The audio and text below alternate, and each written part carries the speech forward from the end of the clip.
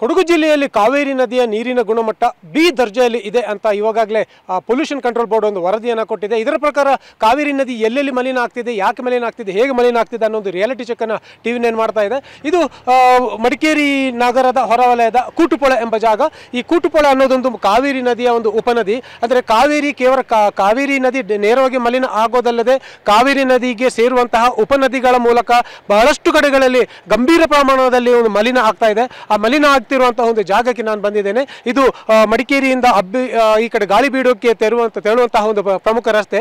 ಈ ರಸ್ತೆಯ ಈ ಸೇತುವೆ ಕೆಳಗೆ ನದಿ ಹರಿತಾ ಇರೋದನ್ನು ನೋಡಬಹುದು. ಇದನ್ನು ಇಲ್ಲಿ ಸ್ಥಳೀಯವಾಗಿ ಕೂಟುಪೊಳೆ ಅಂತ ಕರೀತಾರೆ. ಈ ಕೂಟುಪೊಳೆ ಅಲ್ಲಲ್ಲಿ ಆ ಕಸದ ರಾಶಿಯನ್ನು ಕೂಡ ನಾವು ನೋಡಬಹುದು. ಅಂದರೆ ಪ್ರವಾಸಿಗರು ಅಥವಾ ಸ್ಥಳೀಯರು ಯಾರೋ ಗೊತ್ತಿಲ್ಲ ಚೀಲಗಳಲ್ಲಿ ಕಸಗಳನ್ನು ತಂದು ಈ ನದಿಗೆ ನೇರವಾಗಿ ಎಸಿತಾರೆ. ಅದಲ್ಲದೆ ಈ ನದಿ ನೇರವಾಗಿ ಇಲ್ಲಿಂದ ಅಬ್ಬಿ ಫಾಲ್ಸ್ಗೆ ಹೋಗುತ್ತೆ. ಅಬ್ಬಿ ಫಾಲ್ಸ್ನಲ್ಲಿ ಧುಮುಕುವ ಈ ನದಿ ಮುಂದೆ ಹಾರಂಗಿ ಜಲಾಶಯಕ್ಕೆ ಸೇರಿ ಹಾರಂಗಿಯಿಂದ ನಂತರ ಮುಂದೆ ಕೂಡಿಗೆ ಅಲ್ಲಿ ಕಾವೇರಿ ನದಿಯನ್ನು ಸೇರುತ್ತೆ. ಈ ನದಿ ಹೇಗೆ ಮಲಿನ ಆಗ್ತಿದೆ ಅನ್ನೋದನ್ನು ನಾನು ಇಲ್ಲಿ ಮುಂದೆ ತೋರಿಸ್ತೇನೆ. ಈ ನದಿಯ ಈ ಸೇತುವೆ ಆ ಕಡೆ ಈ ಮಡಿಕೇರಿಯಿಂದ ಮಡಿಕೇರಿ ನಗರದಲ್ಲಿ ಸುಮಾರು 37,000 ಜನ ವಾಸ ಮಾಡ್ತಾರೆ. ವಾರಾಂತ್ಯ ಬಂದಾಗ 37,000 ಜನ ಇರುವಂಥದ್ದು, ಪ್ರವಾಸಿಗರೆಲ್ಲ ಸೇರಿ 50,000 ದಾಟುವಂಥ ಸಂದರ್ಭವೂ ಇದೆ. ಇಲ್ಲಿ ನೋಡಿ, ಇಲ್ಲಿ ಕೂಡ ನೋಡಿ ಚೀಲಗಟ್ಟಲೆ ಕಸವನ್ನು ತಂದು ಎಸೆದಿರುವಂತಹದ್ದು. ಬಹುಶಃ ಇದು ಪ್ರವಾಸಿಗರ ಊಟ ಮಾಡಿ ಎಸೆದಿರುವ ರೀತಿ ಕಾಣ್ತಾ ಇದೆ. ಇಲ್ಲಿ ಒಂದು ನದಿ ಬಂದು ಈ ಪೈಪಿನ ಕೆಳಗೆ ಇಲ್ಲಿ ಬರ್ತಾ ಇರೋದನ್ನು ನೋಡ್ಬೋದು. ಇದು ವಾಸ್ತವವಾಗಿ ನದಿ ಅಲ್ಲ, ಇದೇ ಕೊಳಚೆ ನೀರು. ಅಂದರೆ ಮಡಿಕೇರಿ ನಗರದ ಅಷ್ಟು ಮನೆಗಳ 37,000 ಜನರು ಬಳಸುವಂತಹ ಶೌಚಾಲಯ, ಬಾತ್ರೂಮ್ ಅಥವಾ ಬಟ್ಟೆ ಒಗೆಯುವ ನೀರು, ಅಷ್ಟು ನೀರು ಇದೇ ಚರಂಡಿ ಈ ನದಿಯ ಮೂಲಕ ಬಂದು ಇಲ್ಲಿ ಸೇರುತ್ತೆ.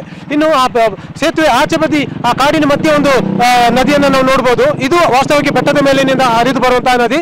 ಈ ನದಿಗೆ ಮಡಿಕೇರಿಯ ಕೊಳಚೆ ನೀರು ನೇರವಾಗಿ ಬಂದು ಇಲ್ಲಿ ಸೇರುವಂತದ್ದು. ಈ ಸೇತುವೆ ಕೆಳಗೆ ಮುಂದೆ ಹಾರಂಗಿ ಮತ್ತು ಕೂಡಿಗೆ ಮೂಲಕ ಕಾವೇರಿ ನದಿಯಲ್ಲಿ ಸೇರುವಂತದ್ದು. ಅಂದ್ರೆ ಮಡಿಕೇರಿ ನಗರದ ಅಷ್ಟು ಕೊಳಚೆ ನೀರು ಯಾವುದೇ ಶುದ್ಧೀಕರಣವಾಗದೆ ನೇರವಾಗಿ ಇಲ್ಲಿ ಕಾವೇರಿ ನದಿಯನ್ನು ಸೇರ್ತಾ ಇರೋದನ್ನು ನಾವು ನೋಡಬಹುದು. ಅಂದ್ರೆ ಇಲ್ಲಿ ಕಾವೇರಿ ನದಿಯ ಸೇರಲಿಕ್ಕೆ ಮೊದಲು ಈ ನದಿಯ ನೀರನ್ನು STP ಬಳಸಿ ಶುದ್ಧೀಕರಣ ಮಾಡಬೇಕಾಗುತ್ತೆ. ಆದರೆ ಅಂತ ಯಾವ ಕೆಲಸಗಳು ಆಗ್ತಾ ಇಲ್ಲ. ಹಲವು ದಶಕಗಳಿಂದನೇ ಈ ಥರ ಒಂದು ಕೊಳಚೆ ನೀರು, ಮಡಿಕೇರಿ ನಗರದ ಕೊಳಚೆ ನೀರು ನೇರವಾಗಿ ಉಪನದಿ ಮೂಲಕ ಕಾವೇರಿ ನದಿಯನ್ನು ಸೇರ್ತಾ ಇರುವಂಥದ್ದು ಇಲ್ಲಿ ನಮ್ಮ ಗಮನಕ್ಕೆ ಬಂದಿದೆ. ಕ್ಯಾಮರಾಮನ್ ನವೀನ್ ಜೊತೆ ಗೋಪಾಲ್ ಸುಮಯ್ಯ, TV9 ಕೊಡಗು.